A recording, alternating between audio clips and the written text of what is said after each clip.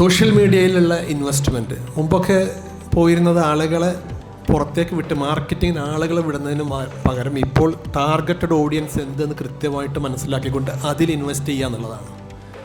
ഇപ്പോൾ ഗ്രീൻ ഒയാസിസിൻ്റെ സമയത്തോളം നിങ്ങൾ best tour operator in Kerala എന്ന് ചോദിച്ചാൽ 6ാമത്തതായിട്ട് ആ ലിസ്റ്റ് വരുമ്പോൾ 6ാമത്തെ റാങ്കിലേക്ക് വരുന്ന ലെവലിലേക്ക് നമുക്ക് എത്താൻ കഴിഞ്ഞിട്ടുണ്ട്. വരുന്ന റവന്യൂൻ്റെ 10-20% സോഷ്യൽ മീഡിയയിൽ ഇൻവെസ്റ്റ് ചെയ്തിട്ട് തന്നെയാണ് ലീഡ് ജനറേറ്റ് ചെയ്യുന്നതും ബ്രാൻഡിങ് നിലനിർത്തുന്നതും അതോടൊപ്പം തന്നെ റിട്ടൻഷൻ ഉണ്ടാവുന്നതൊക്കെ. അപ്പോൾ നിങ്ങൾക്ക് ഉണ്ടാവുമല്ലോ. അപ്പം എനിക്കൊക്കെ ഇപ്പം പിന്നെ എപ്പോഴും ആവശ്യമുള്ള 2 കോഴ്സുകളാണ് ഇപ്പോൾ കോൺവെക്കേഷൻ കഴിഞ്ഞിട്ട് ഇവിടെ ഇറങ്ങുന്നത്. ഇത് രണ്ടൊന്നും എനിക്കിപ്പം ശരിക്കും പറഞ്ഞാൽ സോഷ്യൽ മീഡിയയിൽ 4 സ്റ്റാഫിന് ആവശ്യമുണ്ട്. അതോടൊപ്പം തന്നെ പിന്നെ അഡ്മിനിലേക്ക് അതുപോലെയുള്ള ഏകദേശം 10ഓളം സ്റ്റാഫിന് ആവശ്യമുണ്ട്. അതായത് കുറേ CV വരുന്നുണ്ട്, പക്ഷേ ക്വാളിഫൈഡ് ആയിട്ടുള്ള കണ്ടൻറ്റുള്ള ആളുകൾ ഇല്ല എന്നുള്ളതാണ് പ്രശ്നം.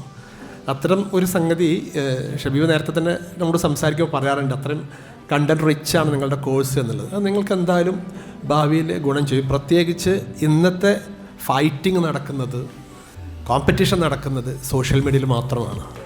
അപ്പോൾ ആ സോഷ്യൽ മീഡിയയിൽ നിങ്ങളുടെ പാഷൻ, അതായത് അതിൽ റിസർച്ച് നടത്തുകയും അതിൽ കൂടുതൽ സമയം ചെലവഴിച്ചാൽ നിങ്ങൾക്ക് എന്തായാലും വിജയം ഉണ്ടാകും.